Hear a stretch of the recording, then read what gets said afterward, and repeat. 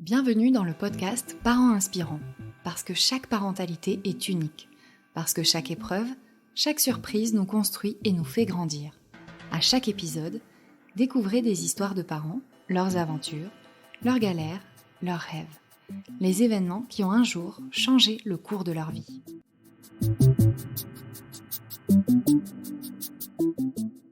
Les statistiques indiquent que la durée moyenne pour un accouchement est de 8 heures. Si vous avez prévu d'accoucher à la maternité, vous devriez donc avoir largement le temps de vous y rendre. Mais cela n'est qu'une moyenne. Et parfois, bébé est tellement pressé que les choses ne se passent pas exactement comme prévu. Alessandra, qui rêvait secrètement de donner naissance à la maison, va voir son rêve exaucé, mais pas vraiment comme elle l'imaginait. Elle nous raconte son histoire. Bonjour à tous, moi c'est Alessandra, j'ai 51 ans, je suis italienne. Je suis mariée à Jean-Yves depuis 25 ans, je le précise parce que je l'ai réalisé il y a quelques jours et je trouve ça fou. J'ai 2 enfants, Romano qui a 21 ans et Flaminia 17. J'ai mis 3 ans pour avoir mon premier enfant. Suite à 2 fausses couches et la découverte d'un utérus cloisonné. J'ai donc été opérée et 1 an après, j'ai enfin pu avoir Romano, qui est né à Paris en 2001, dans une belle clinique avec une équipe médicale extraordinaire.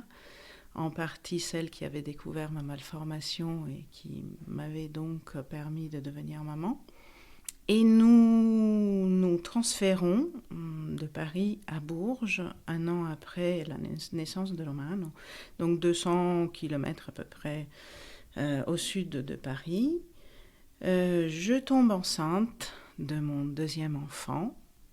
Et pendant ma grossesse, je prends la décision d'accoucher à nouveau à Paris, au même endroit, avec la même équipe. Je m'installe donc dans un pied-à-terre qu'on avait gardé à Paris 1 mois avant le terme. Et se succèdent les allers-retours de la famille, donc de mon mari, avec mon fils, ma mère, ma belle-mère, tout le monde vient me tenir compagnie pendant ce laps de temps où je quitte Bourges.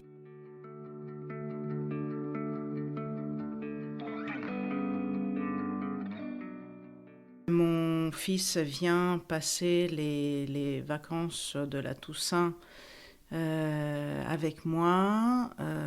Je commençais à en avoir un peu marre d'attendre toute seule à Paris, donc je gonfle les activités avec lui pour essayer de provoquer l'accouchement. Donc on se balade beaucoup, je marche beaucoup, je grimpe beaucoup, je l'emmène voir le Sacré-Cœur et on fait toutes les escaliers une par une ensemble. Je l'amène jouer au basket, on va au skatepark avec la trottinette, mais rien à faire.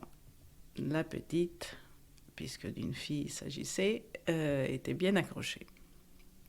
Tout le monde repart à Bourges. Et j'ai ma visite de contrôle en début d'après-midi chez le gynéco qui me dit non, c'est pas encore le moment, on était à 15 jours du terme. C'est pas du tout le moment, il faudra attendre encore un peu, patienter. Je rentre à la maison. J'étais sans voiture, donc je rentre en taxi. Et arrivé à la maison, je commence à avoir des brûlures d'estomac assez fortes. Je descends donc à la pharmacie acheter de quoi les calmer.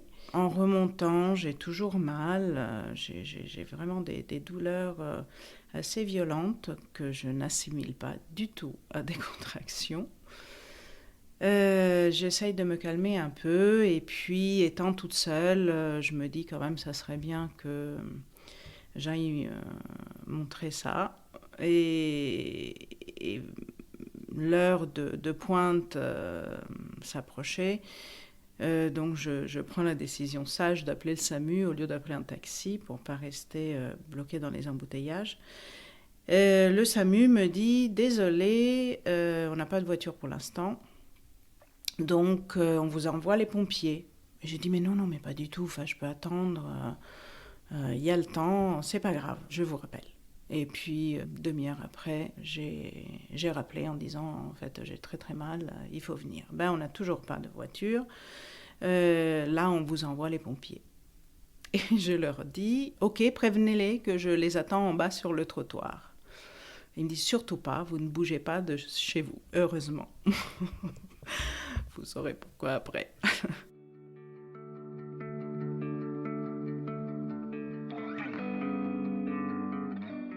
Et donc, ils arrivent, ils commencent à me poser plein de questions sur mon état, sur comment s'était déroulée ma grossesse précédente. Je suis debout, accoudée au comptoir de la cuisine, et je leur dis, mais là, arrêtez de me poser des questions, il faut qu'on y aille, sinon j'accouche ici. Et ils me disent, tant que le SAMU n'est pas arrivé, on ne pourra rien faire, donc s'il faut que vous accouchiez ici, vous accoucherez ici. Et j'avais pas terminé, on n'avait pas terminé la conversation que ma fille s'est engagée. Et donc je l'ai vraiment senti descendre. J'étais donc debout, on s'est tous regardés dans les yeux, et puis j'ai fait signe derrière moi le canapé du salon, qui était un canapé convertible. Donc ils ont couru, ils l'ont ouvert, et moi, tant bien que mal, j'ai essayé de reculer, parce que quand on a un enfant engagé, les mouvements ne sont pas si faciles. Donc j'ai reculé vers le canapé, ils m'ont déshabillée, ils m'ont allongée et ils m'ont demandé où se trouvaient des serviettes, une bassine. Donc je leur ai consciencieusement indiqué l'endroit où prendre des serviettes propres. Sauf qu'ils se sont trompés, ils ont pris celle qui était accrochée dans la salle de bain et qui était celle de mon mari et de mon fils du week-end qui venait de passer à la maison. Et le travail a commencé. J'ai appelé mon gynéco, qui a été tout au long en ligne avec le petit pompier, Nicolas, de 19 ans, qui n'avait bien évidemment jamais accouché, et qui lui posait plein de questions, dont une assez drôle. Il lui dit « Mais je vois quelque chose de noir, c'est quoi ?» Et en fait, c'était les cheveux de ma fille qui pointaient. Et Flaminia est née très très rapidement, sous les yeux de tout l'immeuble, parce que j'étais jambes écartées face à la porte d'entrée, qu'il gardait ouverte en attendant le SAMU. Donc je voyais les voisins passer dans le couloir et s'arrêter, se demandant ce qui se passait. Donc Flaminia est sortie, me l'ont posée sur le ventre, et le cordon était toujours accroché, et ils m'ont expliqué qu'ils ne pouvaient pas le couper. Les pompiers ne sont pas habilités à le faire, et qu'il fallait donc attendre le SAMU. Ils m'ont demandé s'il y avait des bouteilles d'eau. J'ai dit oui, il y a de la badoie fraîche dans le frigo, servez-vous.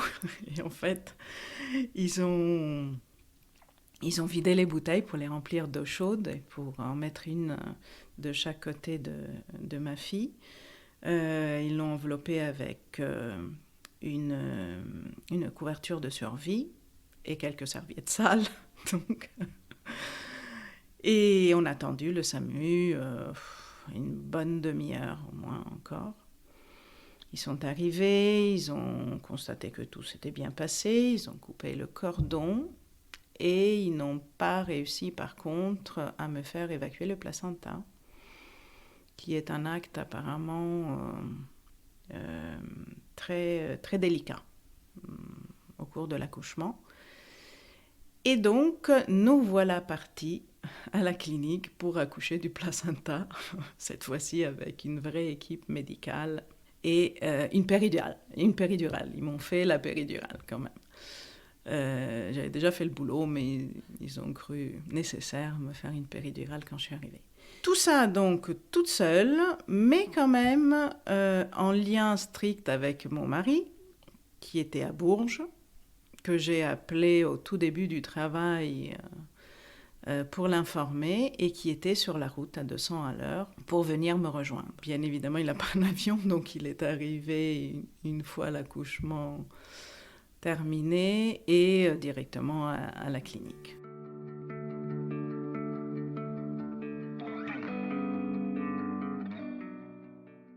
Donc tout s'est passé d'une façon très, très calme, très sereine. J'ai vraiment ce souvenir de calme et tranquillité. Les pompiers ont été extraordinaires. Ils étaient 7 quand même autour de moi. Mais je n'ai pas senti leur présence envahissante. À aucun moment j'ai été angoissée. Je faisais mon boulot en fait. J'étais concentrée sur ce qui arrivait et sur le fait que ma fille était en train de naître. Et j'ai eu la chance que tout se soit bien passé aussi, qu'il n'y ait pas eu de problème lors de l'accouchement. C'est toujours émouvant quand je l'évoque. Il n'y a pas une année où je n'achète pas, bien évidemment, le calendrier des pompiers. Et quelques jours après l'accouchement, une fois rentrée à la maison, j'ai amené une caisse de champagne au petit Nicolas, qui avait bien mérité une petite pause de récréation. Il n'était pas là, malheureusement, il était en intervention, donc je ne l'ai pas revu. Mais je pense à lui souvent.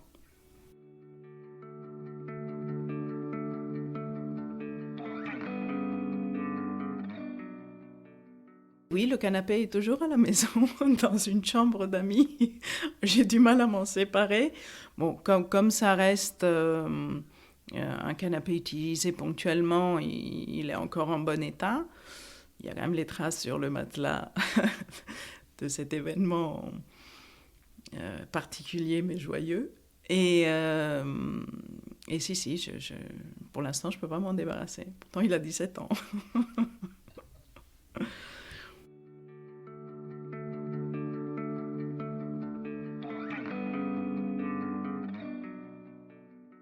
Avant ma première grossesse, j'avais toujours dit que j'accoucherais à la maison. Avec les complications dues à ma malformation, j'étais quand même une personne à risque.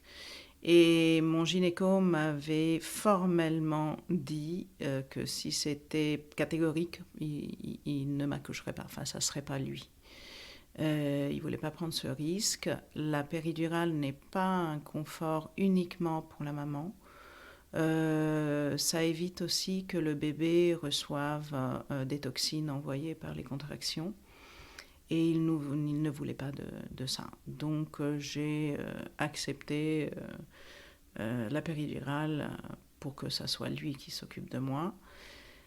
Et finalement, l'univers a décidé que au moins une fois, je devais ou je pouvais accoucher à la maison. Et oui, c'est vrai qu'aujourd'hui, on nous incite à prendre des précautions, à tout stériliser, à vivre cet événement extraordinaire dans un univers aseptisé. Et puis finalement, voilà, sur un canapé pas forcément propre, parce que tout le monde s'asseyait dessus, avec des serviettes, certes appartenantes à la famille, mais quand même utilisées quelques jours avant, tout peut bien se passer. Bon, l'appartement n'était pas joli à voir. Mon mari m'a dit que quand il est rentré le soir, ça se voyait que j'avais accouché sur place. Il y avait quand même des traces, voilà, pas très sympa, mais bon, il a tout nettoyé.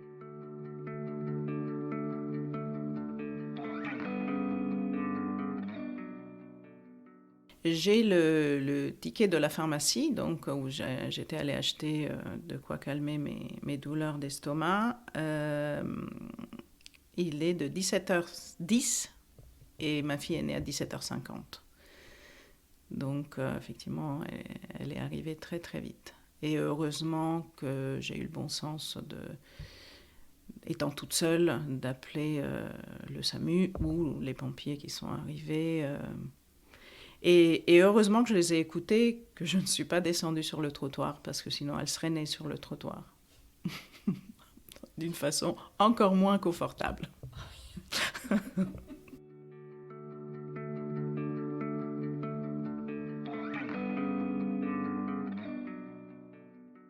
Alors, il faut effectivement écouter son corps. Je pense que quand on est maman ou presque maman,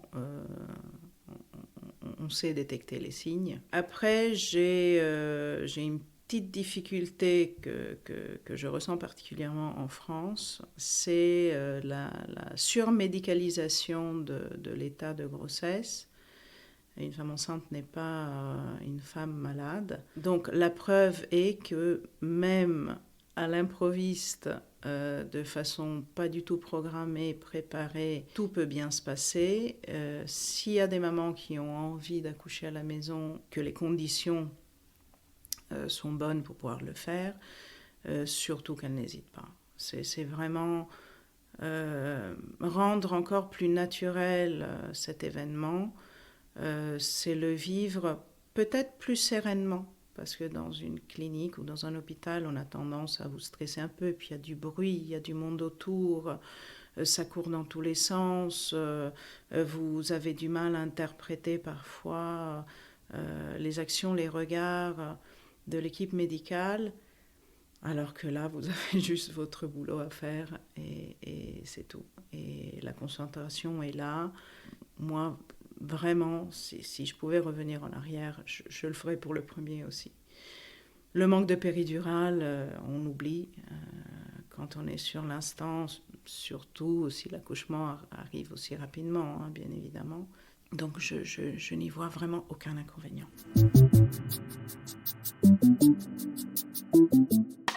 Voilà, l'épisode touche à sa fin. Si vous aussi, vous souhaitez partager votre récit, écrivez-nous à contact@parents-inspirants.com. Nous avons hâte de vous lire. À très vite!